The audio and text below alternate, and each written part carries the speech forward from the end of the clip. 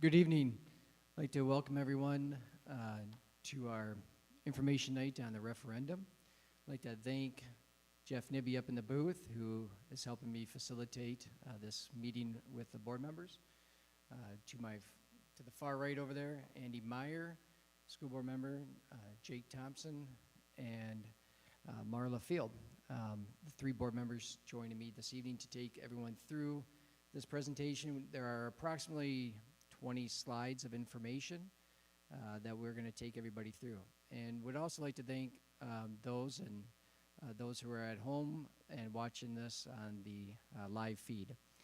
Jeff is recording it, and the full length of this will be available on our YouTube page for you to share with others, and even yourself go back and look at some of the things that we talked about this evening. So we're going to go right into the first slide here, talking about our operating levy and capital project referendum. So we broke it down into different parts, and we'll get hopefully through all your questions that are in your minds right now as we go through it. And the first one we start with is the need. Why is there a need all of a sudden by the school district to be asking for additional funds from the local people? Well, we've been trying to do it for the last 4 years on our own by not asking for additional revenue from the local taxpayers. You'll see that in 3 of the last 4 years, we've made budget reductions. They're at the very bottom here. And in most recent year, the last school year, in the spring, we reduced the budget $398,675. And what has happened now after doing budget reductions 3 of the last 4 years, there isn't any room anymore within our budget that we can reduce without having a significant impact on changing the school district and who we are.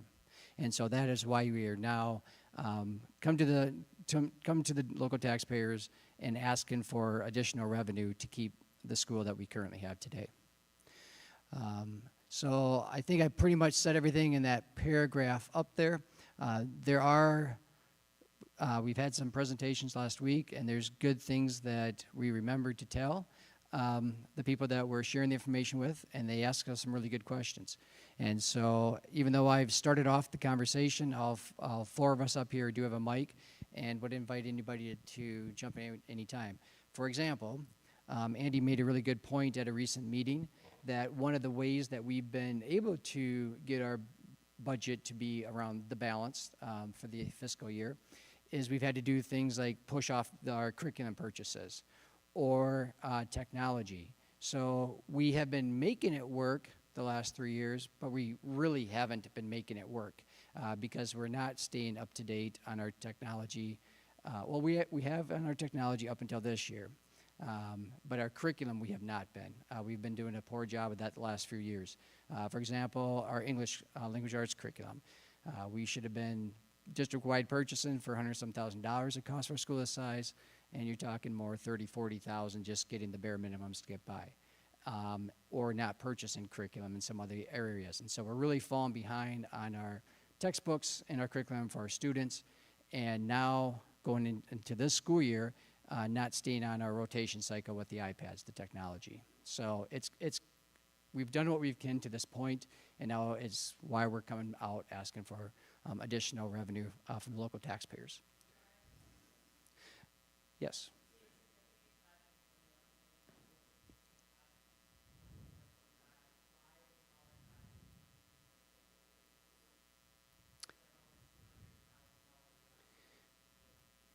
Yep, there's a lot that go into those numbers, and we'll write that down, and I can get you an answer from Jody as to maybe why.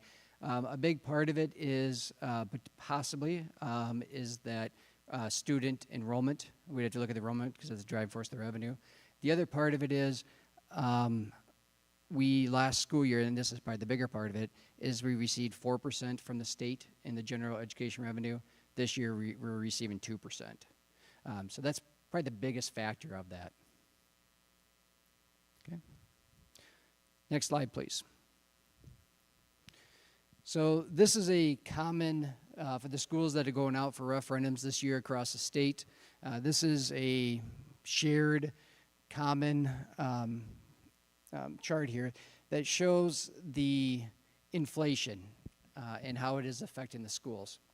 And so how you read this is the solid line is the dollar amount per student that schools, all schools in Minnesota would need in order to keep up with the inflation. The dotted line in orange is the actual dollars each year that the state of Minnesota provides all school districts for each child in the school systems. And what you'll see is that even as back to the 2013, 2015, you can see the widening gap between the orange dotted line, the actual dollars from the state, and the solid purple line, what would actually be needed if you were to account for the inflation, the cost to educate students in Minnesota. And what they did in Minnesota is they did some things to help schools that did not have operating referendums. And there are about 100 school districts out of the 320 some school districts, I believe there are, that still do not have operating referendums. So what they had done is they helped schools by giving them an opportunity to raise $300 per pupil and then $424 per pupil. And so by doing that, then you get to the 2017, 2019, and you see that pinch sum. So now they got closer as a state from how much it costs to educate kids based on inflation, how much they actually providing. But then you look at the far right and you see, you know, the great thing that COVID had caused and everything with that. Inflation, we all know, became a big factor for everyone in this room and across the nation. And schools and states are no different. Schools very much are impacted by state budgets and the economy. As the economy goes and the state budget goes, so is the funding and support for schools, and vice versa. When it's not good, it's not good for schools. So right now you can see in the fiscal year 2025 we're in, the way school systems work, we're in the 24-25 school year. It's considered the fiscal year 25. It's the second part of it. So in 2025 there you see it says $7,281 us school systems are receiving per student. If you were to account for the inflation that we're experiencing now, it would be $8,637. So you have quite a gap there between what we're receiving and what the inflation is. In our questions, and we'll get to those throughout these slides, it's $750 per pupil is what questions 1 and 2 equate to in the ask in the referendum. So it's not asking for the entire difference, but trying to help close that gap a little bit. I think we can go to the next slide. So the storyline that we're building throughout these approximately 20 PowerPoint slides is, why the need, what is the need, how did we get here? So there are 6 factors that are the primary driving forces behind why all of a sudden we have to ask for additional revenue. I just mentioned the first one, the rise in inflation rates. The second one, the conclusion of the ESSER funds. So I believe it's for 3 years that we had these additional dollars as a school system, and this was statewide and even nationwide. That to help school systems, the federal government gave dollars to help them through the pandemic. And schools had some flexibility as to how to use those dollars. And how we chose to do it were for things like taking those dollars and helping pay for part of the salary benefits of the school nurse, using some of that to pay for the elementary social worker. We used some of those funds to pay for a full-time custodian. Actually, we paid for a full-time custodian with it. Some people may be wondering, we're in this beautiful performing arts center, and yep, there are additional costs to operate when you go through a building project. One of the big ones, of course, in schools is staffing. And we have 1.5 additional custodians as a result of the building project. We were able to use these ESSER dollars to pay for one full-time FTE. So only a half-time custodian was coming out of our general fund. Now that the ESSER dollars are done, now we're having to go back to the general fund to pay for that other full-time custodian. So it's things like that that really start adding up. And so another thing that we did with the ESSER funds is we hired an art teacher. We put in an elementary art program and said that, you know, we have these ESSER dollars for 2 more years, and when the 2 years are done, if we have money in our budget, we would love to continue it. If we don't, then, you know, we're going to have to let that go. And there's a couple reasons of doing it. One is art in elementary school is a wonderful thing for the students, for their learning. But the other part of it too is with COVID, one of the things is they wanted to have you use those dollars to help children. And one of those ways is to health safety.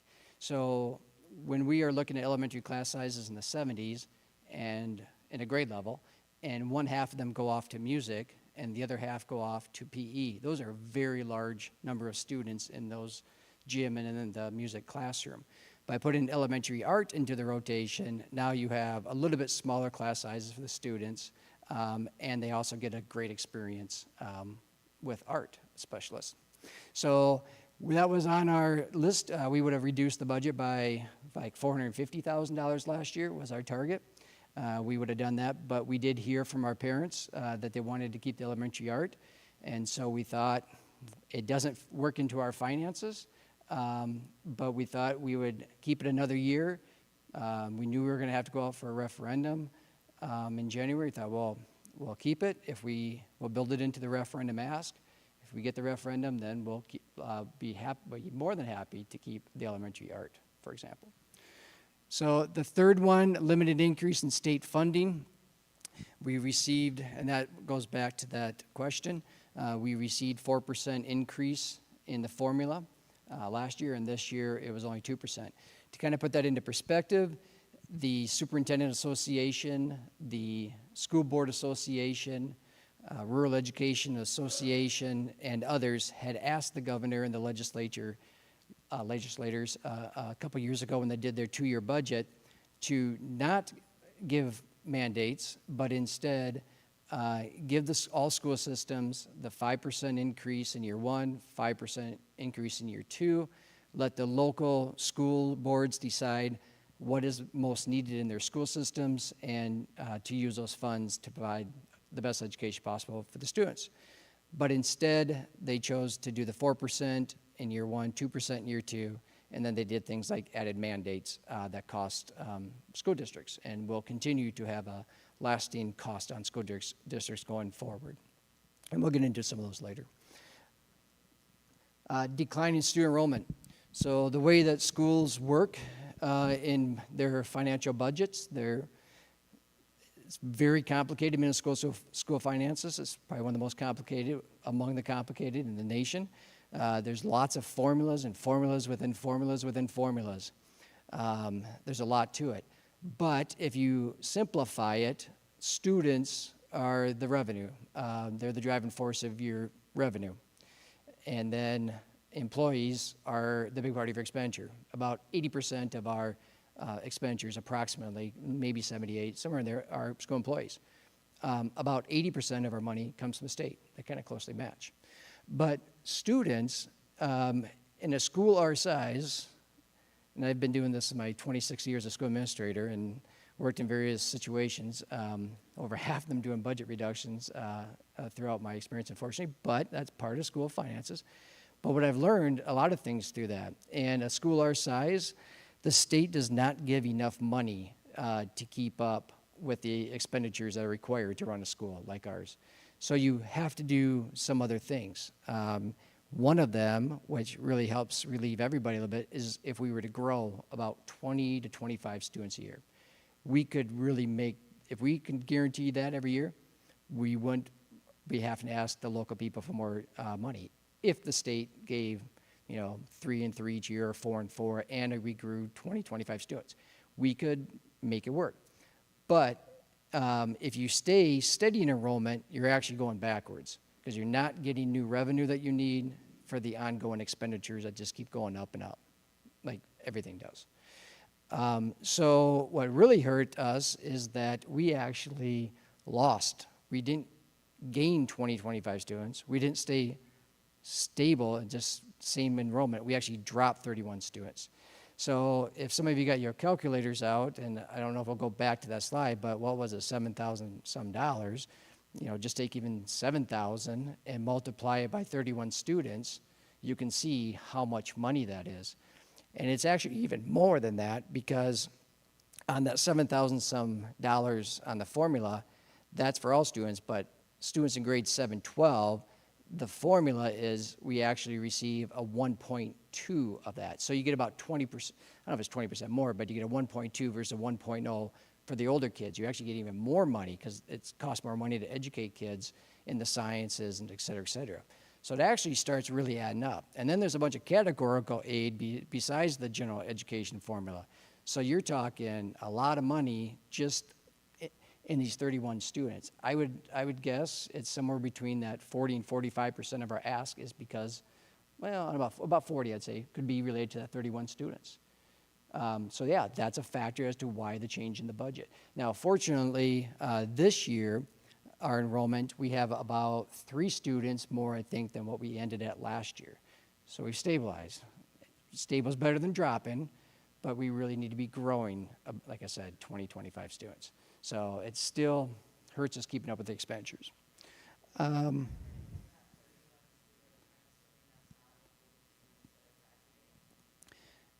So the 31, no, yeah, correct. The 31, correct. Some are doing the online, some are doing homeschool, some are just moving. I visited with one person 2 days ago, and in their neighborhood here in Barnesville, they said 4 families are in the process of moving right now. They will be moving. They've found jobs elsewhere, and they're just going through the process now. People move. People move in, people move out. So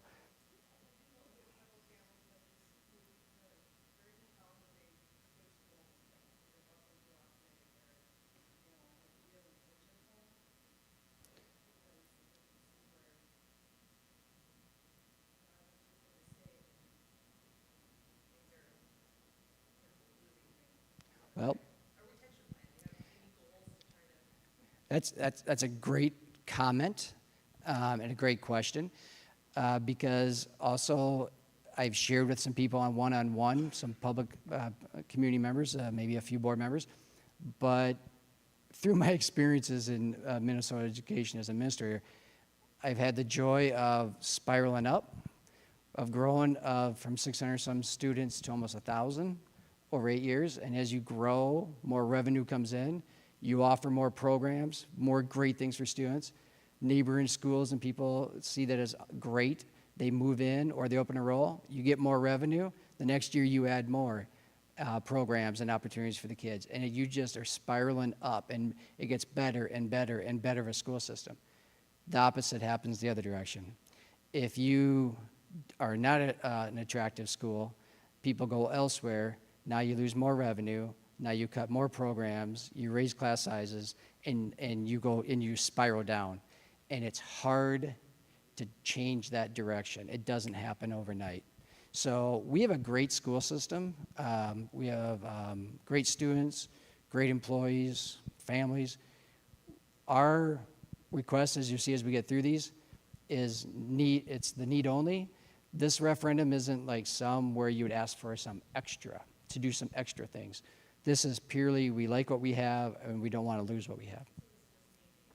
Just maintain what we currently have, yep. So, I mean, we do have a positive open enrollment, versus how many open enroll out versus how many open enroll in. So we do have more people coming in than we have going out. As for kind of like, I have talked to an individual here the other day that actually lives in our district, 6 kids, just like you said, sends them to ROTSE. I just asked why, and they just said they had a couple of their older kids just needs a little more help, and they enjoy the extremely small class sizes in ROTSE. And that's pretty hard to compete with, if they have a total grade of 16 versus our 70, even though we have 4 sections. I mean, it's fairly comparable for the most part. But I mean, there is some people that view it that way, and it's hard to retain them or change their minds on that. They kind of is what it is. So. Excuse me. What are you going to do to keep students? You really haven't answered her question on what your plan is to keep the students here. I kind of just mentioned, how do you do that? How do we go out and we're a national award winner for education. And when we got that, we're only 2 schools in the state of Minnesota that got that. I don't know how much more you need to tell people how good of education they have. You're sitting in our wonderful facilities we have. We have competitive sports teams. I don't know what else more we can do. We go out and sit at home shows and tell people how great Barnesville is. We work with the city of Barnesville on, we sat at the show and shine here the other night. We've sat at a few different other things, trying to promote the school, promote the things that we do. It's just, like you said, you can't force someone's mind if they believe this is the best path for their children. How else do you change that? No, I get it, but what are we going to do going forward? Well, this referendum is obviously part of it. Years now, or 3 years, or whenever the next referendum comes through, we got to be able to try to keep students somehow. It's just like a business. You got to try to keep your employees. You lose your employees, you lose money. Just like we're losing students and we're losing money. Yeah, and that's what part of this referendum is about, is hopefully try to generate those dollars to maintain and enhance programs that we can hopefully enhance. So. Sports are great in this town, but I don't really care about the sports. We're here for education. Yep. Sports is a bonus. Yep, I totally agree. It's just something that came to mind, I guess. So. No, I know, but that's what comes to mind for everybody. We should be known for our academics. We are nationally recognized, yes, I get that. But we have to do something to try to keep students at our school. And that's what I'd like to challenge the board to do. We got to figure out a way to keep these kids here. Otherwise, every year, so many years down the road, we're going to be in the same spot we are now. And that's kind of part of the question 3 on the referendum. We look at the tech levy, and so something that's going to help increase the curriculums John's talking about, get us caught up on there, keep us caught up on technology. Another part of that is hopes that once we get caught up on some of that, if we could get that question 3 passed, we could turn around and use some of those dollars to help create new hands-on courses kind of on the north end of the building here at the high school. Maybe look at, we have a few dollars left from construction, a greenhouse, and maybe some coursework that designed specifically for that. Some meat labs, something along those lines that's going to create opportunities that other districts don't have. That is one of the hopes that we are to help retain and try to bring in new kids. But like you said, we need the dollars to be able to do that. And I do think it is it's a partnership with the city too. I've heard some people would like to move into the school district, but housing is not, apartments or townhomes or things like that. So I think it's a lot of factors. You look at the starter home that went from $250,000-$60,000 to $70,000 more 1 year later to $140,000 2 years later, and the interest rates go from 2.5% to over 7%.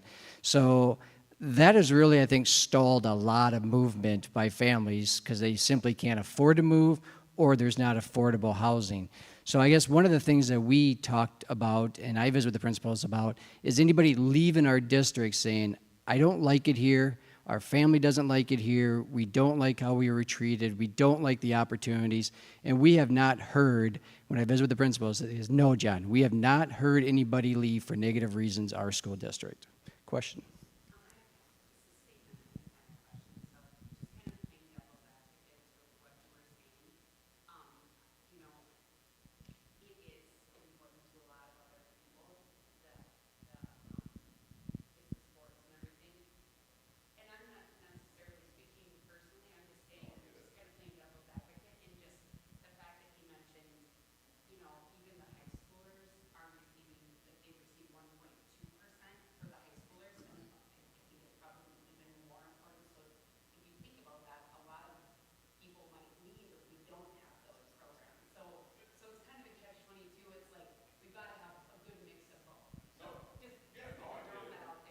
I did think of a couple things here, so, oh, more question two, I'm sorry. Sorry, yeah, just, I was just curious, it sounds like you guys have done a great job of like talking to some individual families to kind of pick their brains as to, you know, maybe why they're moving, why they're leaving. Have we done anything, like any type of surveys or market research or anything like that? I suppose that would probably be pretty costly, but I'm just curious what we could do to maybe get some input, like district-wide, I don't know. Well, Just kind of throwing that out. Yeah, I mean, Like what the positives are for people, and then really do some research with that. I actually hear more from families, like at the Show and Shine the other night and other thing. I hear more from families that are new to the town or to the school district within the last 3-5 years, and they came here because of the school system. So I think that people are drawn to Barnesville in big part because of the school system. But again, the economy, the housing market, that is beyond our small town local school board and superintendent power. That is a much higher state and federal driven thing than what we have any input on. So I actually look at it as, you know, it was a good sign this year that we stabilized. And some of the students we did lose to online learning or homeschool, that is a choice. And we have to support those families. Every family should have a choice as to, and that's how Minnesota is set up, that if you want to go PSEO your junior, senior year, you can do that. If you want to homeschool or you want to take course online somewhere else, I think everybody should be happy that there are choices for families. And yes, it does put more onto us to make sure we offer a great system, but it actually helps elevate us public schools too, to offer great things. So I don't want to further belabor this. We have a lot of information, and I think we are a great school system. I don't think the problem is that people are leaving because we're a bad school system. And that's what this referendum is about too, is we're trying to maintain a great school system. Greg?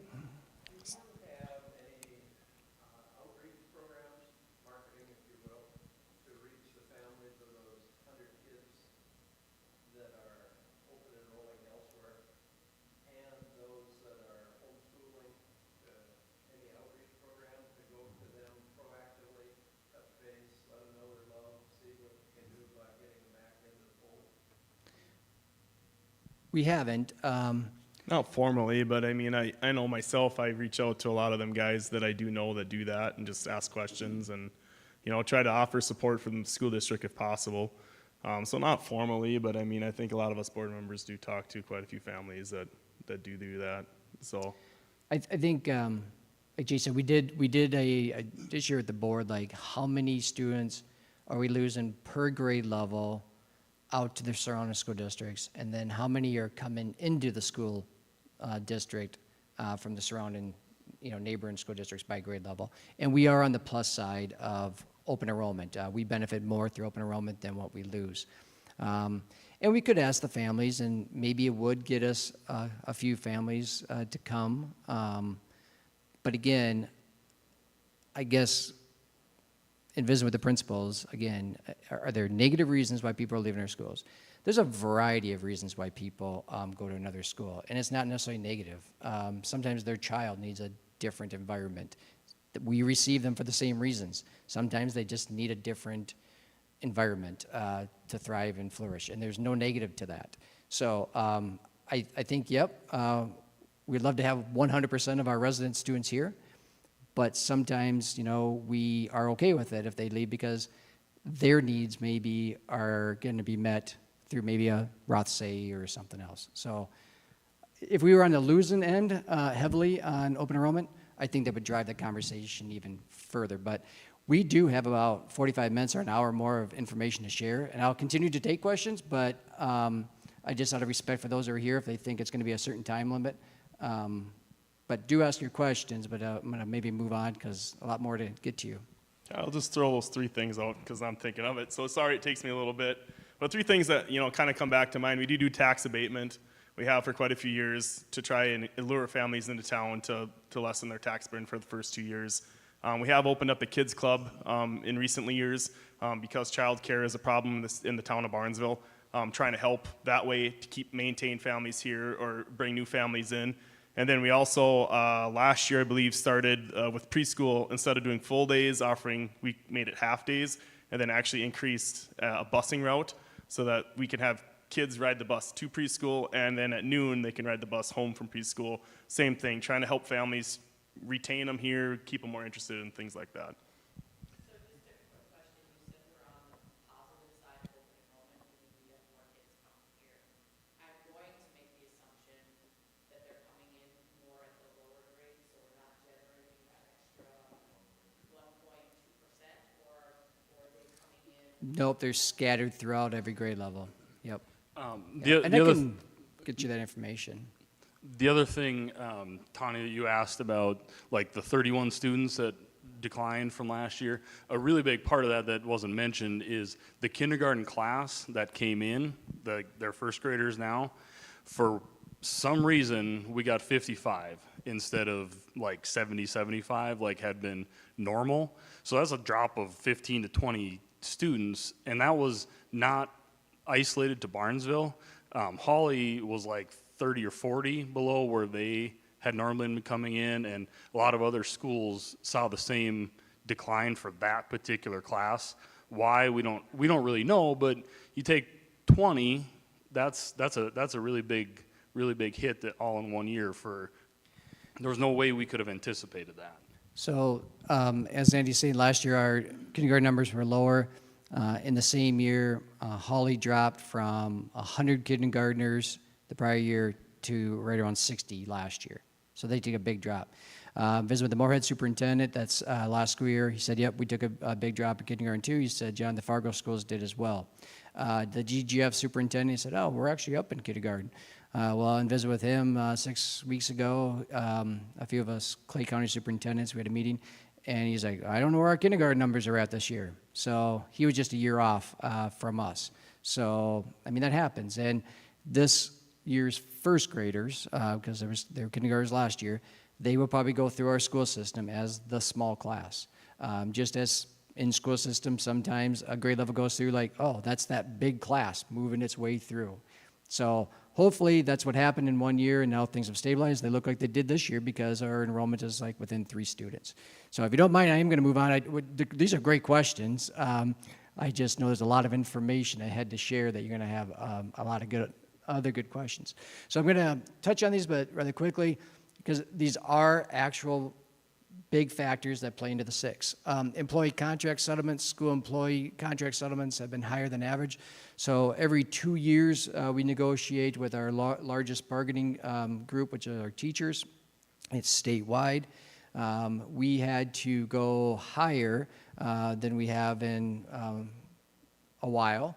And the reason for this, because we had our governor and some legislators saying we had all this money in the state, which then drives unions across the state for schools to say, oh, we have all this money, we can ask for all this money to our local school boards. And that really wasn't, it wasn't true. But how it works is that we held out and we thought we gave a good offer. They wanted more. We finally settled on an agreement that matched the other, real close, the other 30-some school districts that are right in our neighborhood. So we're talking from Alexandria to Moorhead to New York Mills and all in between. It was, a 10% total package over 2 years. That's higher than what we normally do. And so it costs a little bit more, and it's going to continue in our budget. So it's not, and some people, especially if they were maybe locally impacted in a positive way, say, oh, you're attacking us. No, I'm not. I'm just being real. This is what affects our budget. And if it was just Barnesville, it'd be one thing. It was all of the schools in this area. It was all very similar in the total cost increase in percentage. So it's not unique. It's just everybody went higher because our state government said we had all this money. And that was a statewide thing as well. Well, it plays into the finances for the school district. And quite heavily, actually. New state mandates, they also, I don't know why they're doing it. Us superintendent associations, school board associations, we don't know why the trifecta government is doing this, but they're adding costs to us at a time that we don't need additional costs. One example would be the unemployment. So We've all gone through school, and we know that in the summer months, we're not there as students, and there are other employees that are not there during the summer months. For example, cooks are not there. Paraprofessionals not there. Hourly employees are not there. And they take the job knowing that it's good because it's probably on their child's schedule, their children's schedule, and it's a great family, career for that. But then they're not paid over June, July, and August. Well, the state government changed that, and now school employees can apply for the unemployment. The state has enough money that they covered it in these first 2 summers. It sounds like going into this coming summer, they will have maybe enough money to fund the June statewide, and then after that, unless something's done, the state would fall onto the school systems.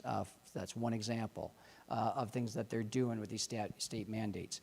And we could go on, but for time's sake, we need to move on to the next. But these are like 6 things. So if it was just one thing, we could probably absorb and do it with more budget reductions, small budget reductions. But when you add all these up, that's why it's pushed us over the edge, really. Next slide, please. So we have two different categories of questions on the ballot. One is the operating levy, and the other is the capital project levy. The operating levy is 2 questions, questions 1 and 2. Capital project is 3. So we looked at our finances every January. Jody, our finance officer, like all school districts across the state, in January you start looking to the next fiscal year, which starts July 1 of every year, and you start to put into a projection model, what is your student enrollment, if you know what the state increase is going to be for the formula for the students, and a variety of other factors. And then the projection model will give you an idea as to how much you're going to be on the plus or negative of your budget for going out 5 different years. The first year going out, it's usually a really close predictor. Year 2, decent. Year 3 and beyond is like you just kind of throw that away because things happen. You make the budget reductions that you need to make. You don't carry those deficits into future years. So 3 and beyond looks like you're going to fall off a cliff, and it doesn't happen because you make those necessary adjustments. But 1 and 2 are especially 1 is accurate. So in January, Jody working with the financial model, and it showed that we were going to be short after this school year going to the next, around $650,000. So questions 1 and 2 is the dollars that are requested to fill in right around that $650,000, so that we can just continue to operate with where we are today. The capital project levy is what I pointed out earlier, like what Andy has shared. One of the major ways that we've been able to balance our budget, and actually not fully, we've had to use some fund balance, but is to not purchase the textbooks that we need for the kids. Or now we've pushed off purchasing the iPads that were supposed to be new this year in the rotation. So we've delayed those things. So that's what the capital project levy is. So the first 2 is operations to keep things operating, and the capital project levy is to secure textbooks and technology for the teachers and the students. When you total it all together, it is just shy of $1 million is what it is. And the capital projects, it's a real thing because we don't get enough money in our cap outlay to do those. You have to take from the general fund. And then if you take from the general fund, that goes into the operating costs. So that is why when we say we put out just need only, this is what we came up with. All right, let's see. Yes. Yes.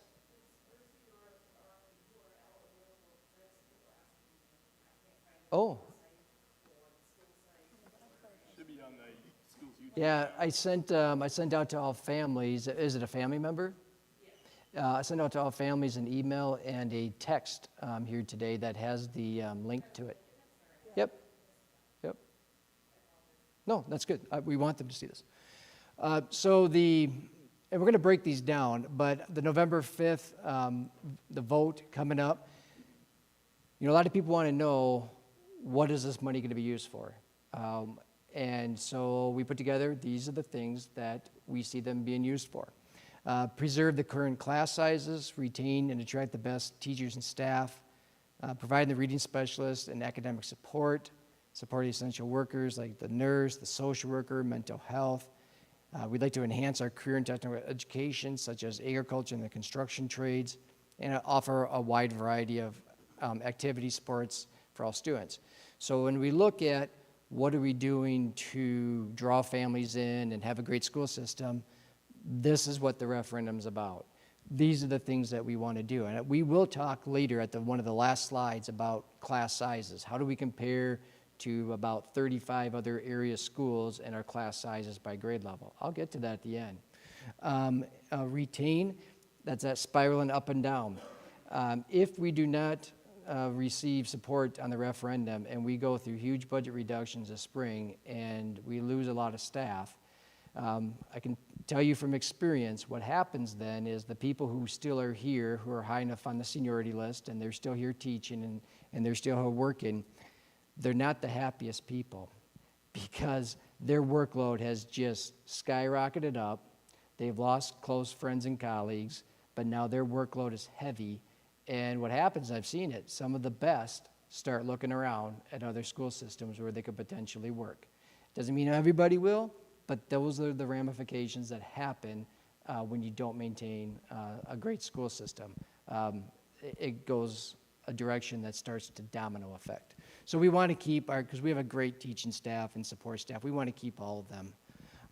Providing the reading specialist, the MTSS coordinator, that was one of the things that we put in recently. That was also, we used ESSER dollars for, the federal dollars through COVID, to have an MTSS coordinator used primarily at the elementary. It's to help use data to support the teachers in supporting students in their learning. Right now, we had to put that back onto the general fund because the ESSER dollars are gone. It has made, if you want to learn more about the MTSS coordinator and the impact it's having, visit with an elementary teacher or visit with the elementary principal. Without this referendum being approved, we would have to look at eliminating that position that we just added a couple years ago. And I could go on, but I have a lot of information and key points I have to have everybody leave here with today, so I'll go to the next one. So this is very similar to that other slide, but it does give a dollar amount. So it is estimated, based on the financial projections, it would be $687,177 that we would look at reducing our budget this spring if questions 1 and 2 are not approved.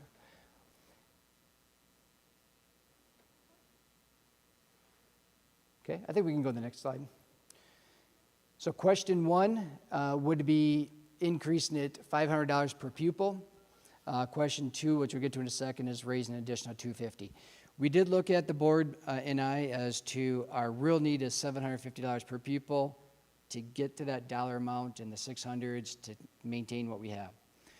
But we know it is not a great time to be asking for more money. Any amount of money is not a good time for, I would say, almost all families and businesses and farmers and et cetera.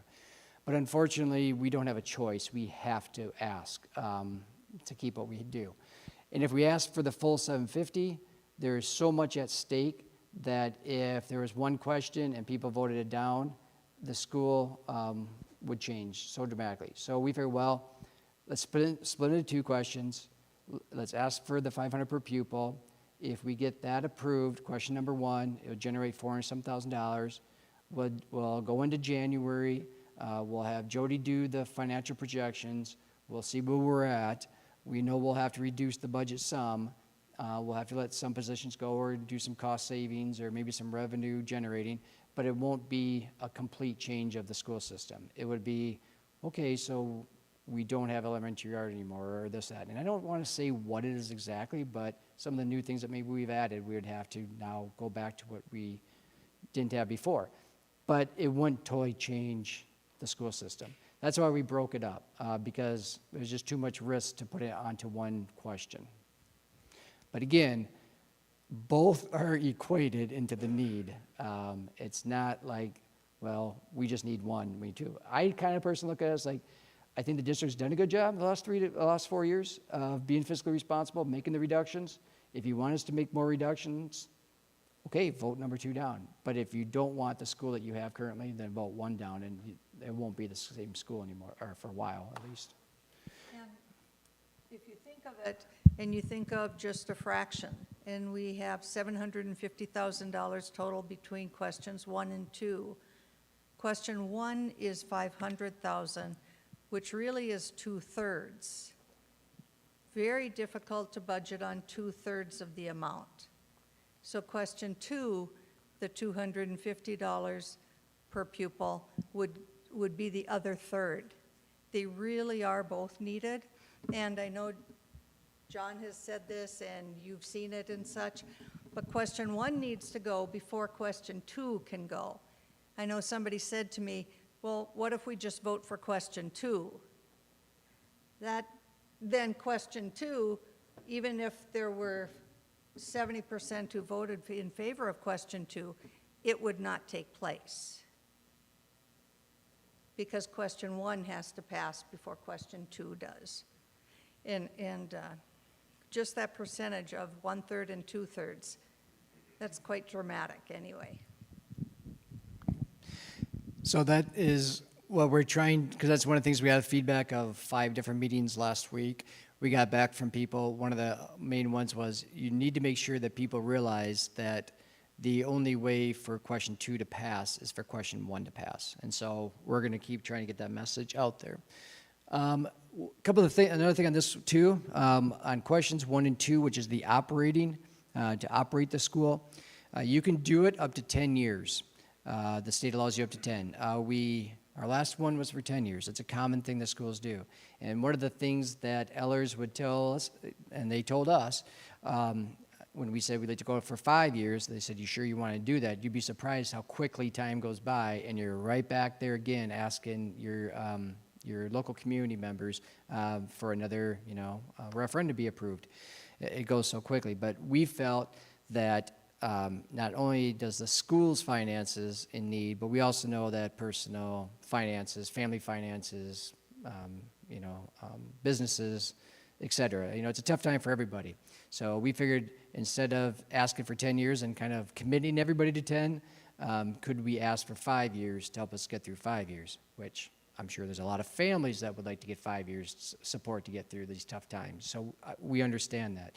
But on the school finance part that we're trying to be responsible for, we think that if we had 5 years approval on 1 and 2, we would do our best and get through those 5 years and then do a look at it in 5 years and see what we need to do at that time. Anything else to add to that? I think that kind of explains that 5 years. So then the capital project levy, we know because we've been pushing these things off, and I don't need to keep talking that in circles on that, but we know that we want to have these tools in our children's hands. And this one, instead of being for 5 years, we did put it out there for 10 years. So we could really lock ourselves into a commitment to have technology and curriculum for the students. And I'll give you one example as to why. Because the curriculum review cycle that we do is on a 7-year. So like what schools do, like us, if you can and you want to, is you take English language arts. You purchase all the curriculum from preschool through grade 12, say, this school year. And then next school year, you would do the same preschool through grade 12, and you would go to another subject area, like social studies. And then the third year, you'd go to, another one, and then you'd get, the PE and the foreign language and the arts and stuff like that. So all the different subject areas and all the grade levels would be included, and it'd be every 7 years. And if you can think about that, how much time and how much things change in 7 years. So by the time you get your language arts curriculum, they have to wait then 7 years to come back around and get new ones again. That is on, an approval of something like this. Without an approval on something like this, it's more years that extend, and it's minimal stuff that is purchased for curriculum. So that's why a 10-year commitment gives okay, we're going to get through 7 years of every subject area and grade level, and then we'll start it over again on year 8. And then, let's see, that would be with the curriculum and then the technology as well. I'm not sure if you'd have something to add to that, Marla? I was going to add a little bit about the technology. That normally would be on a 3-year cycle. but we are now in year 4 for the iPads. And you can imagine how much use they've gotten in 3 years. And at this point, we've initiated some changes where they're not going home as frequently, especially in the elementary grades through grade 5, mainly for special projects being used in class, but not at home as much. And also, ESSER funding helped us purchase those 3 years ago.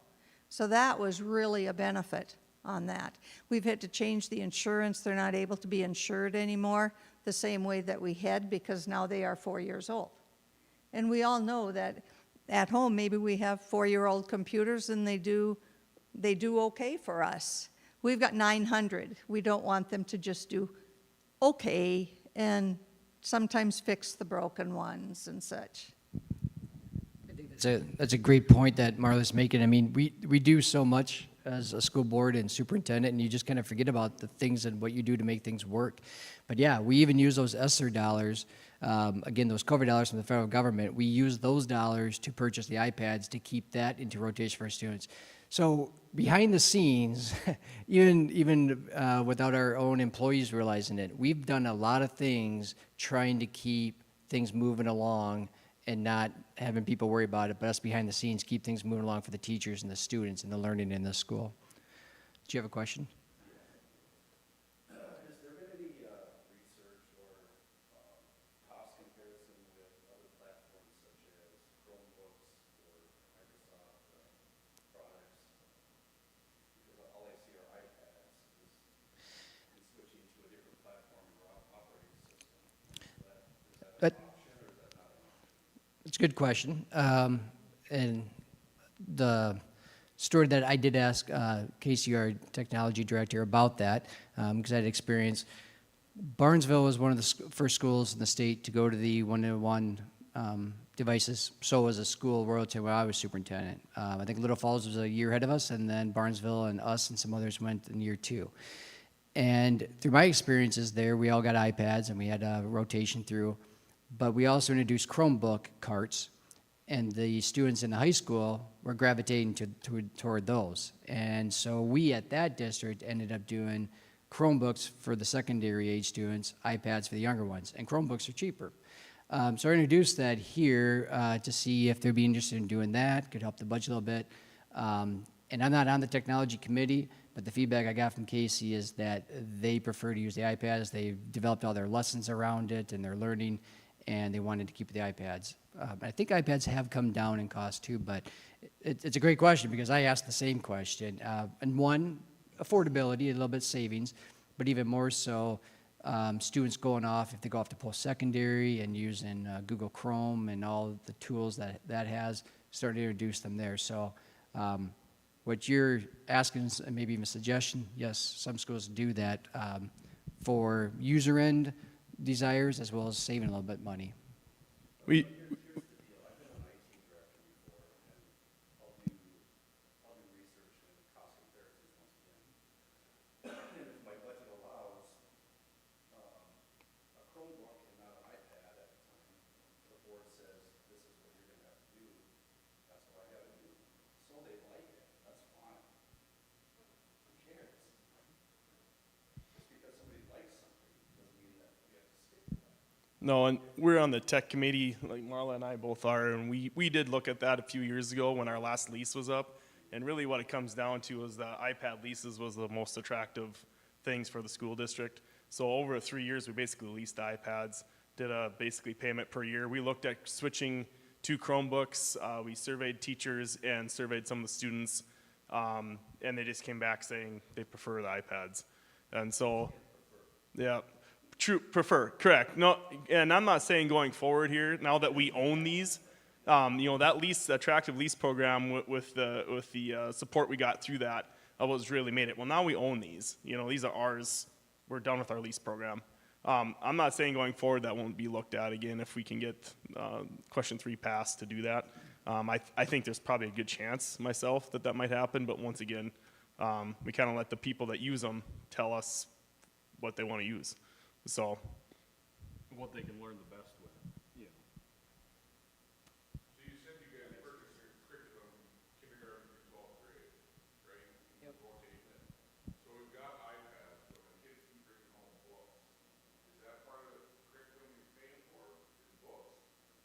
Nope, it would be more than just books. The curriculum review cycle would include software for the iPads. It would even go to where, say, PE is in their year of rotation. It'd be getting PE equipment for the elementary PE teacher, say, for example. The shops. Yep. Why are we still using books if they got an iPad? The iPad has the same book that he brings home as a physical book. Yep. And so, it's curriculum. I use textbooks. I think that's what most people are probably thinking of curriculum. But when the rotation cycle, the curriculum would be even like in, say, the A classroom. When the A teacher's year up to get the curriculum in her 1/7 year, 1 out of 7 years, she would maybe purchase some books for, say, animal science or plant science, but would also have the opportunity to purchase equipment in the shop as well. So it's like that is her year to be purchasing stuff for her department. And that's not that would be maybe something the principals can answer better. As to why they purchase. I don't know. I don't get into the level of what gets purchased for the iPads and what gets purchased textbook. That's more of and maybe Marla, you're on one of those groups besides that. Sometimes there's the combination that works best. Also, some books can come with software, so then you don't have to purchase the software. So there are times when books just work better, and if they can get them and get the software with it, it works nicely that way. So there's so many different classes that, like you said, the different curriculum areas.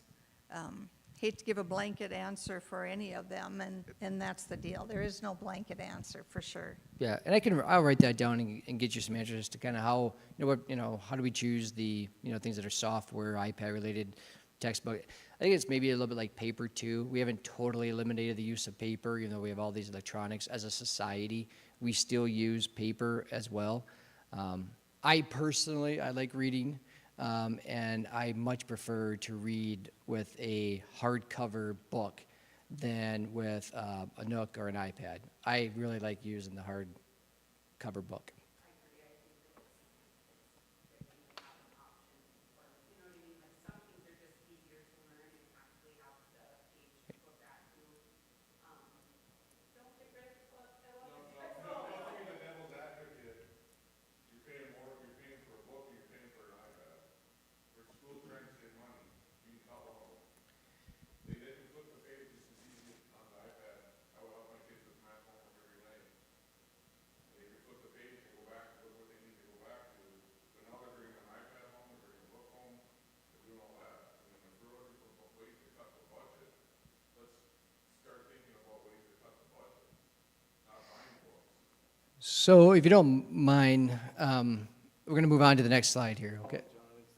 Sarah, you got a question or comment? I was just going to offer a little bit, maybe just to explain like the elementary level as far as curriculum. It's more than just the physical book. It's the actual access to like a site or a teacher manual or the things like for changing the type of reading curriculum and math curriculum that they're using. But that's just an explanation of how we present. I just wanted to add that. That it's more than just the physical book. And that's why I try to give the example of PE or the shop. Just there's art room would be another one. It's their year. So besides just normal art supplies, they could get a bunch of other stuff in their year. Okay, so the next slide, this gives the information as to, there's a lot there, but I think we pretty much covered it all. It would generate, it'd be for 10 years, question 3, it would generate $300,000 a year. And that is what it would be costing for the curriculum and technology each year. Next slide, please. That gets into the lengthy question 3, and we can go past that. So how will agriculture land, now we're moving into a new category, tax impact, and talking about that next. So, we learned some things too. We asked questions ourselves of Ellers. How does an operating levy affect our residents? How does it affect our businesses? How does it affect our farmers? And then how differently does the capital project affect the 3 different areas. And so when you get to the AGLAN, on the first 2 questions, that's why I have it up there in purple, questions 1 and 2, they're the operating. Their AGLAN is not taxed. It is 0. They pay the same or similar as somebody who owns a home in town. They would pay for their home, their garage, and 1 acre. So they're treated the same as, somebody who lives in town as far as that, would they be taxed on questions 1 and 2. On question 3, that one, they would be taxed under the capital project levy, and we'll get into that as to what their tax rate would be. So the building project, this beautiful school that we built, the farmers are, they're definitely taxed on that. They would be on this capital too, but the operating, they'd be treated like somebody living in town. So then this gets into lots of numbers, but I'm going to point out the columns. If you go to the column at the top, it says question 1, operating referendum. That's that $500 per pupil it would generate. Based on the current enrollment, it would generate $435,101. Moving to the right, question 2, you'll see that $250 per pupil we talked about, generating $217,550. So if you add those together, you're right around that $650,000 that it would generate to avoid that $650,000+ budget reduction that we're facing. So that's what questions 1 and 2 equal. Question 3, you can see it's that $300,000 that it would generate for the technology and the curriculum. If you go and you look at, where it would affect you, and you can, I guess I'll point out here, let's go to the very bottom, the agricultural homestead. You'll see, again, in the first 2 columns, question 1 and question 2, there's all zeros, because, again, the AGLAN is not taxed on the operating referendum. Then you go over to question 3, and then you see how they start to be taxed on that. And we do have 2 farmers on the board over here, and they can, I won't speak for them maybe, but, do you want to speak to that? Jake, I guess I don't want to speak for you, but I think you're in support of it. Yeah, so I guess looking at that, we've discussed it. Like we've like it's been explained earlier, the first question 1 and 2 operating referendum is used towards everything within the school. Question 3 is directly involved with curriculum and tech. And way that is set up, being more heavily taxed on the AGLAN, we felt as a couple of guys sitting up here that the school, we were expecting to pay a lot more than we did thanks to a tax credit through the state after that we got this building referendum passed. So if we could keep it close to about 50 cents an acre for that hardcore learning, the actual curriculum, actual technology, most farmers would hopefully accept that based on the fact that we were probably expecting to pay about $2.50 more an acre for the school levy. So we're hoping that most people believe the same thing we do, that should be able to be absorbed. One more thing that comes to mind too is that when we were looking at the total need that is up there, that $500 per pupil, the $250 per pupil, and then the $300,000 for the technology and the curriculum, we were asked by our financial people at Ellers, do you want to make question 3 contingent upon question 1 passing, like we did question 2? And our immediate response is like, no, we don't. If the community doesn't support questions 1 and 2, and we have to go through these big budget reductions, if they did pass question 3, it would be a win for our kids to have the technology and the curriculum. So we didn't want to have that hinge on people supporting the operating. If they supported them to have learning tools, that's wonderful. So that's why we made that a separate, independent question from the other 2. So on a average home, we got what the average home value is. Can you go back? Oh, I'm sorry. Jeff, can you go back one? Please? Greg has a question. Yeah, I was just curious, what did Ellers tell you if question 3 passes? What percentage of that $300,000 think it was very similar to the same as the building project, around 70%. Yep. All right, the next slide. Question I get asked probably more than any is, can you put it into a month? And that entire sheet that is up there, those costs are annual costs.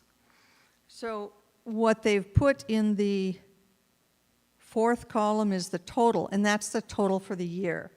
The average price, which is on the next slide, of a home in Barnesville is $265,000. So I don't have that on here, but I'm looking at residential homestead. I'll go across to 250. For operating referendum 1, it'd be 213 per year. Question 2, 106 per year. Question 3, 47 per year, for $366 total for all three together. And it's important, and I'm sure all of you are seeing it, but it's just important to state that we would divide that by 12 months to get the person's monthly amount that it would be costing them. And in that case, the 366 divided by 12 is roughly $30 a month. I've heard people tell me that's going out for a couple burgers and a couple beverages. And it's a fair amount of money. But I want you to see that what the monthly costs are. Similarly, if questions 1 and 2 only pass and not question 3, you'd add those two together, divide by 12, get your monthly cost. So just always be aware of that on here. It's just helpful information that we could not add on to their sheet. It just didn't work. So thanks. Yeah, we had asked for that. So this slide would show the average valuation of a home in Barnesville Public School, not the town of Barnesville, but the whole school district, because it's a slight difference. It is $265,000, and if all three questions passed, it'd be $32 a month.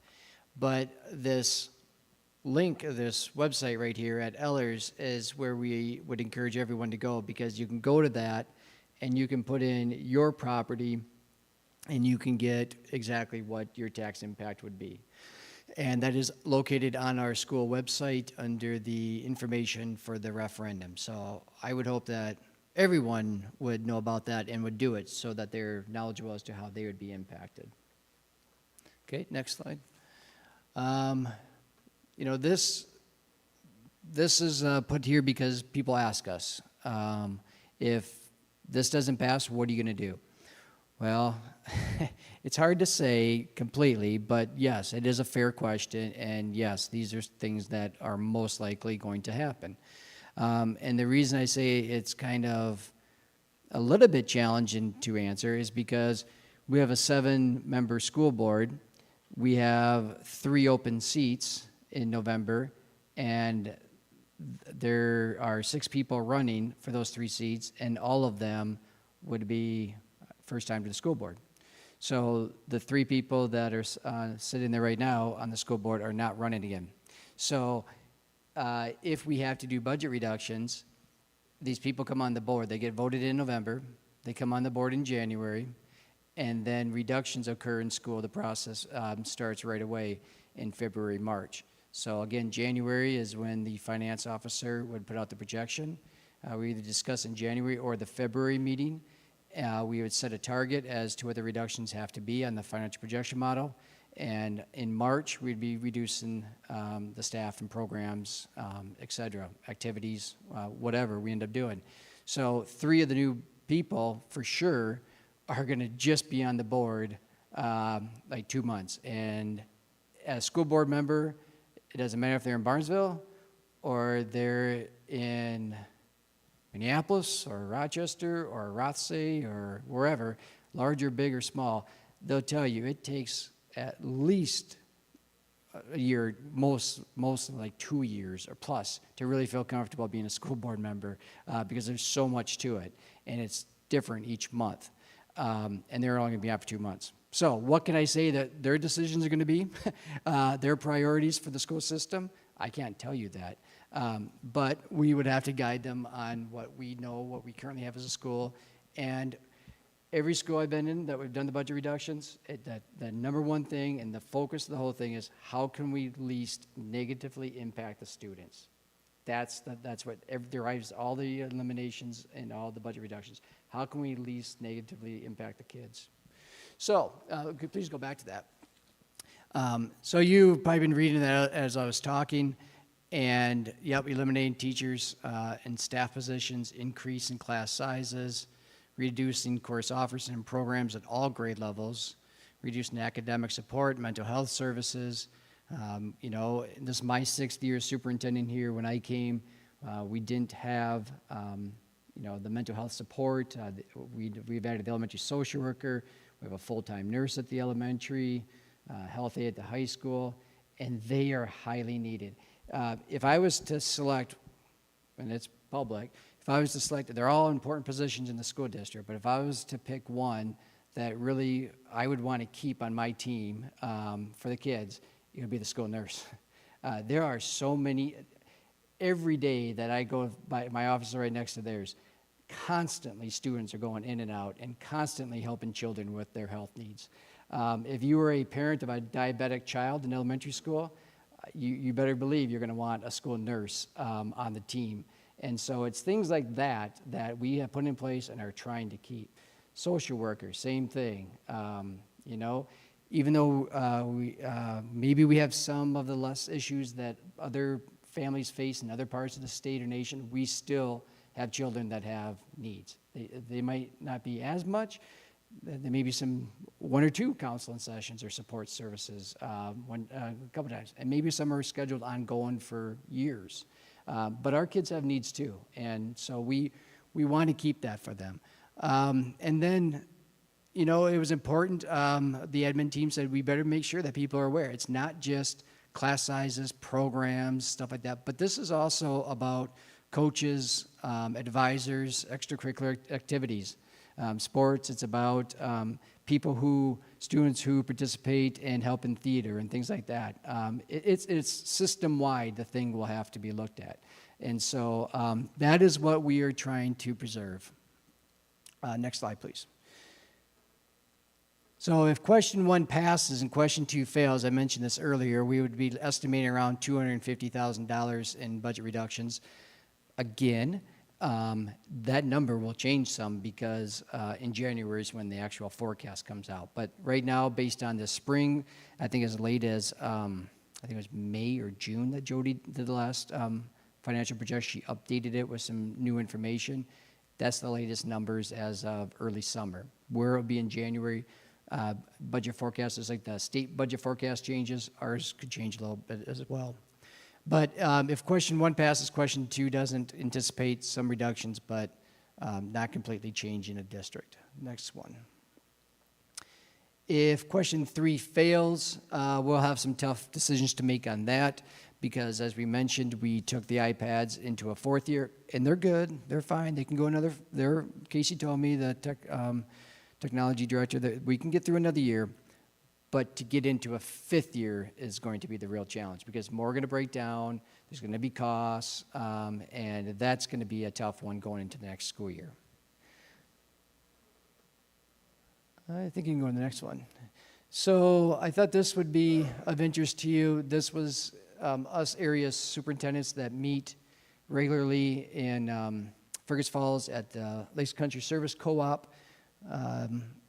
Not everybody gives their data and information, but we have various things that we'll share with each other.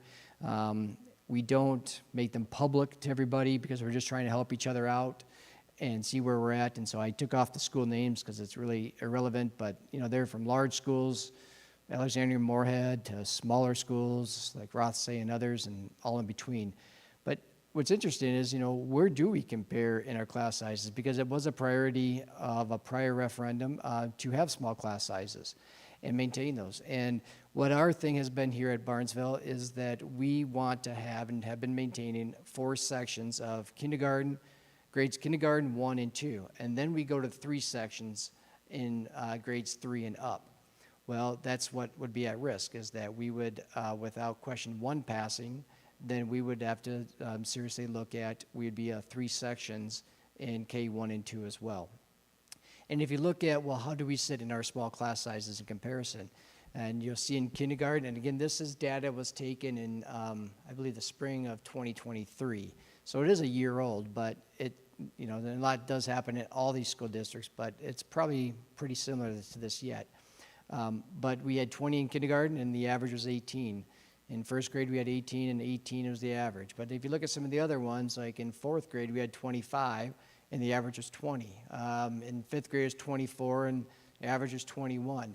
And so, you know, we have done things, and we have not made them into a fourth section because, you know, there's financial cost to that. And so we've tried to maintain the small class sizes we can for our students. And if we did not receive the questions 1 and 2, then those numbers are going to go up even higher. And we're really going to get out of alignment with all the other schools in the area. Next slide. Oh, that's it. So, do you want to go ahead? Oh.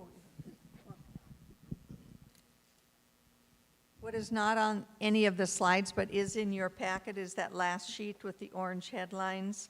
And those are tax credits and deferrals that have been around for a long time in the state of Minnesota.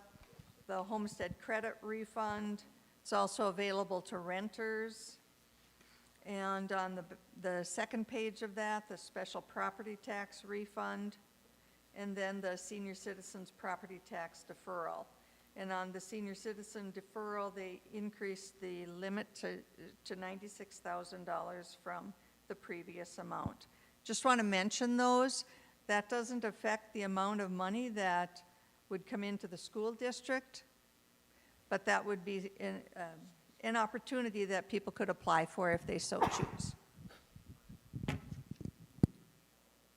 Greg. Previous slide showed the average class size. Part of that is also paras. How does Barnesville's 28 or 30 paras for 900 kids compare with these other school districts on a per 100 kid basis? I do not know the answer to that. Obviously, paras are very helpful. Yeah, they are, and they are. And the thing with our paras in Barnesville, in other districts where I've worked, we've had paras that we use title funds for, and special ed. And then we had a third category where we just use general, the general fund dollars. And then if you use general fund dollars at school, you can use them for a variety of things that aren't necessarily tied to student learning. Here in Barnesville, we don't have those. We just have paras that we're using dollars from title and from special ed to use. So my point is that the paras we have are the paras that we need because of the students' Section 504 plans and individualized education plans. We don't have extras. Like, it'd be nice to have 4 extra paras just to help these kids out. No, they're tied to required support for those kids. So that too is like with the budget reductions, that because we've made these budget reductions 3 of the last 4 years, it's getting deeper and deeper and deeper. So as I've shared with some people, I'm not saying we can't, but I really don't see where we can go down to less food service. We gotta make and we gotta serve the food. I don't see where we can do any paras. Maybe there'll be one, or maybe you could cut back on 15 minutes here, but those are there because the kids need them. Yep, we did put Aaron, take him out of the classroom to put him into a leadership role of doing community ed and AD. Sure, we'll put him back. We'll take like a first, second year teacher out. We'll save $60,000. Now we got to find the other $600,000. It will get into the classrooms. It will raise class sizes. It will, just like we had to let FACS go last year, we'll be looking at more programs. Because we've cut 3 of the last 4 years. If this was our first year cut, that'd be different. So that gets a little bit off from the paras, but the paras are there because of required to be there, and that's why we have the number that we do. I just like to emphasize to people that don't understand that last year they ended up cutting facts. There's a lot of us older people who was home ec, your life skills class for students, and that's the level of cuts we're talking about right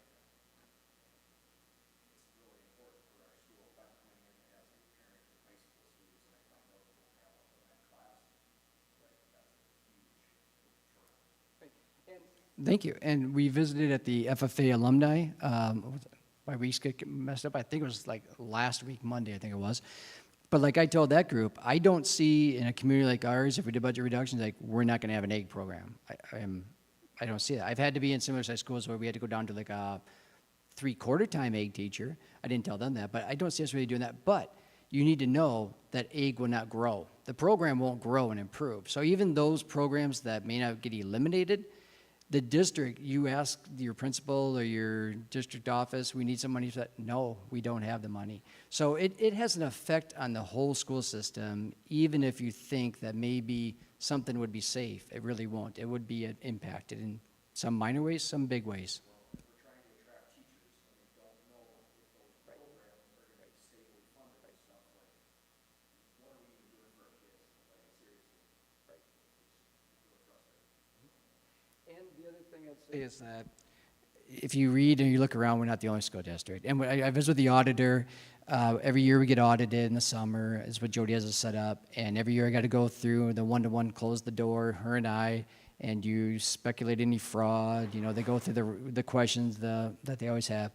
And no. And I said, but I have one concern. I said, we have to go out for a referendum in our budget and talk a little bit about that. And she's like, you know, John, it's everyone. It's not just you. I'm like, yeah, I know it's not, but it's still, it's not something I want to be doing. So yeah, people can ask this and that, but I look at it too and I tell people, we've had board members who've been on for years on the board. They're fiscally responsible people. Jim Joy came to the school board meeting after the last budget was set, and he said, what we did at the state legislature, in 2 years from now, you're going to be making tough choices and doing things. You're going to get blamed as a school board and superintendent, and it's our fault at the state legislature and governor, whatever, the state level. And we know that that's true. And unfortunately, when 80% of our revenue comes from the state, we are dependent on the state heavily.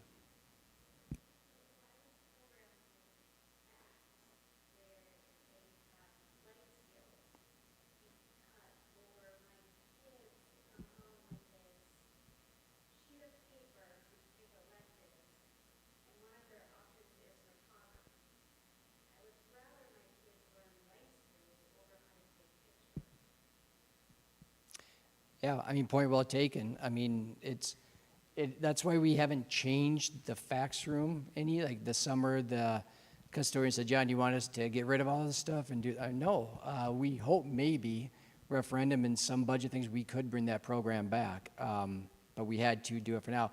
One of the parts on the fax though too is that you can't find, like our last person, we had a wonderful one and then she retired.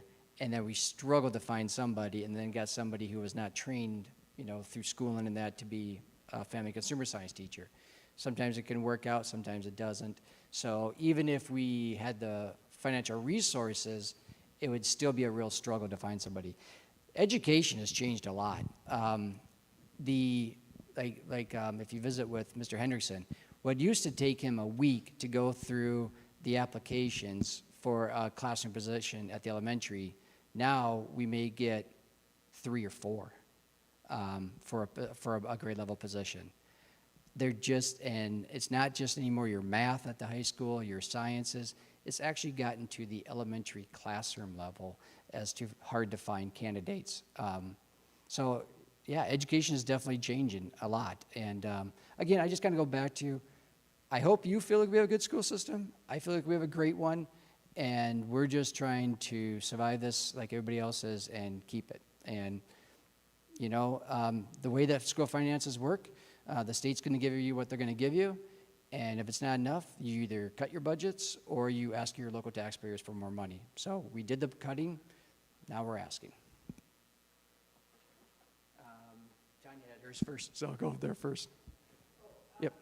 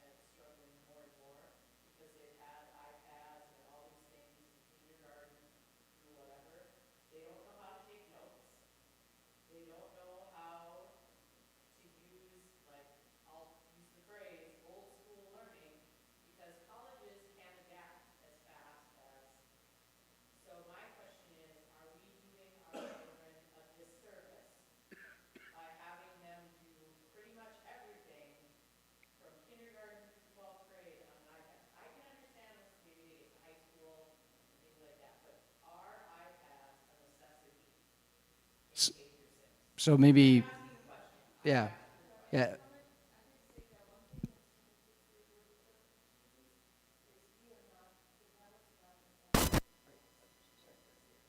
I think what she's saying is you can cut out K through 6, not purchase tablets for that grade. You come into the high school, here's your tablet for the next 4 years.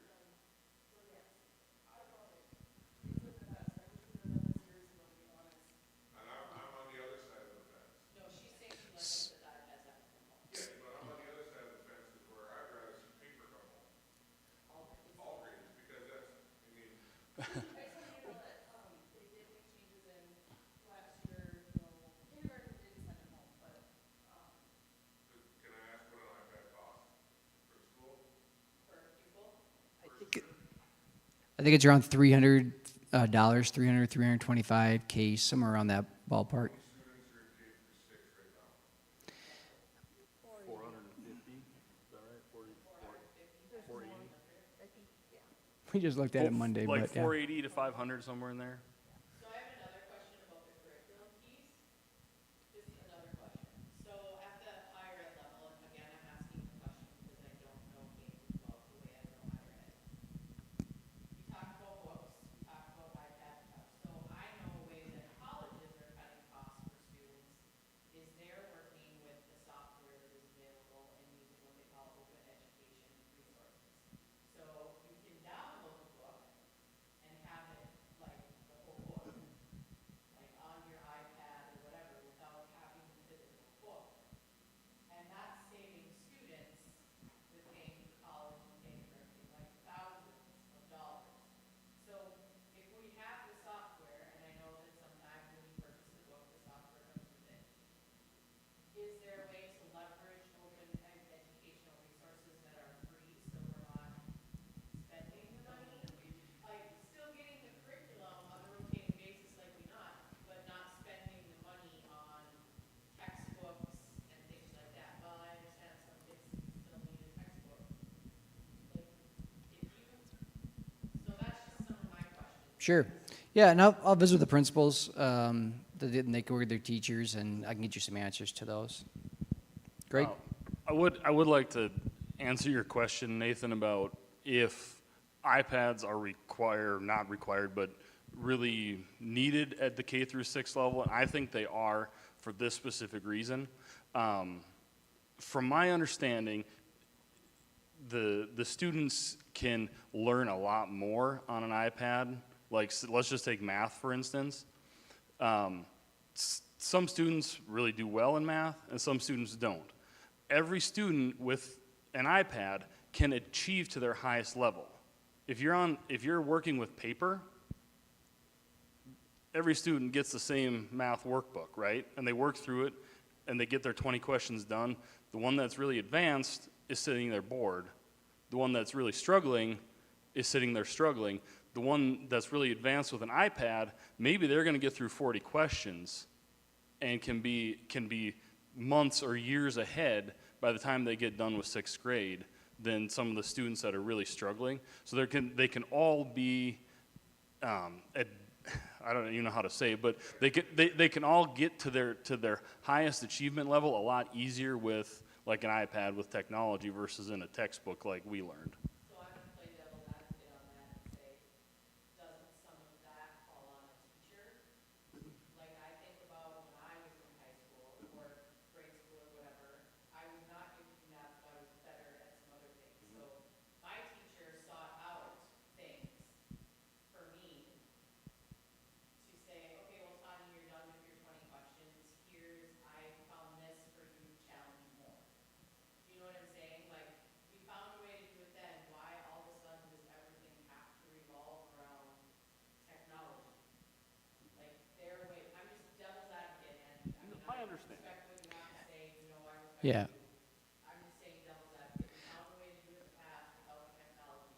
Isn't there a way to do it now without the technology? Yeah, I think really the best people to answer that would be our classroom teachers and our principals, because they'll be able to tell you exactly how they're using it, because I don't want to just shoot from the hip and say how I think they are or how I've seen teachers use it. Because if I sat down with them tomorrow morning, the elementary staff, they go, well, John, we do it for boom, boom, boom, boom, boom. Like, oh, good to know. John, you'd like to know that. So this give us some time. You ask the question, and we'll get you the answer on that. And I think that we'll all be surprised how much they actually integrate and use, that technology in their classroom. Because we've been doing it for a number of years. And I'm a firm believer in cutting costs any way that is feasible and we can, that doesn't impede our students' learning. However, 80% of our budget is staff. If this doesn't pass, staff will get cut. Should we look at iPads? Should we look at different ways to do it? Absolutely. But if this doesn't pass, 80% of our budget is staff. So if this doesn't go through, there's only so much, that 20% of the pie, you can only cut that so much. That's how serious this is. Greg, did you have the question related, unrelated to that? You don't even remember anymore, do you? Late this summer, there were several news articles about this, that, and the other school district taking a serious look at the 4-day school week to save the money. From a money point of view, would that make sense for Barnesville? No, there's way more to it than that, but Yeah. from a money point of view, would it? Yeah, there's a lot to that. So prior district where I was Georgia Finance and HR at North Branch, they had just come off the 4-day week. They went to it because of budget reasons. And, they had 3 times the budget of, 30-some million dollars. We have around 10 million, 11 million, so 3 times the budget. And when I looked at it, their savings in a year, I believe was 200-some thousand. But a lot of that comes from, there's a variety of different things, but a big part of it is not using the facility. So like their superintendent was, like on a Friday, when there was no school, the facilities are shut down. And if somebody wants to have, we have playoffs coming up and we want to have high school basketball practice. No, the savings are made by the building being shut down. The building is shut down. And so when you go to a 4-day school week, you have to do things like that to generate all of your savings. And what I'm hearing from people, and maybe I'll just say I'm hearing from some people, is that they don't think we even open up the facilities enough to people, which I think we do a ton. But there's cost with it, and that's why I tell people, I'm one of the first ones to say it's a public building, and if we get and the taxpayers paid for this, want them to use it. But there's also, we gotta be responsible, we gotta, take care of the place. But then there could be some added cost to doing that. And we can't necessarily add cost onto the budget, meaning also the taxpayers, by having it open 24/7. So you got to find that balance. But if you do a 4-day school week, it'd be things like that I don't know how our community, especially our families who like and are pushing to use it more, would like that. But yeah, there are. I do know that in visiting with her, because it was the year that they got done as a superintendent, and she said that as far as employees and families, about half liked it, half did not. They gave us the option for us year-long employees, like I was, basically an assistant superintendent position, and gave us the option if during the summer months we could do 5 days a week or we could do 4 days a week. I did the first couple of weeks as 4 days, 10-hour shifts, 10-hour days. I was exhausted. There's so much mental work doing it, and I was just tired. I went back to the 5-day. I'd rather work 5 days than trying to just cram everything into 4 days. Because she said, and what people said, it took them the 3 days to recover from the 4 long days. So I think the amount of savings you actually make and the impact it has on people, plus we have other things in this community like childcare has become a big issue, not in this community, but all over. But now you have another day that you're not going to have the school with the school-age children, and now people got to find something to do with them. And we know that over 1,000 people leave our community every day to go work elsewhere. So good thought. Some schools do it for that reason. North Branch did it for that very reason. And then when they got the support that they needed financially, the promise was we'll go back to the 5-day normal school week. And then they did. So, appreciate you being here. We went an hour and about 45 minutes. I think there was a really good start to our first of 4 public meetings. You had all really good questions, and we'll try to get back with some answers to them. Really appreciate the interaction that you had with us. Hopefully the information came across clearly. If it didn't, any of us are available, or the other school board members are available, even one-on-one meetings with you, sit down in my office or meet you somewhere, or small groups of you. So thank you very much for being here tonight.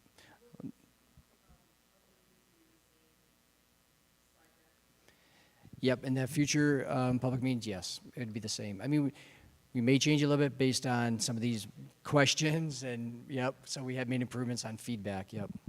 And Right. then just Thank you. so we have a different time, 1 o'clock on the 24th is at the Barnesville Event Center. So different time, different place, and then the Comstock Community Center, and then back here at the PAC. So, thank you.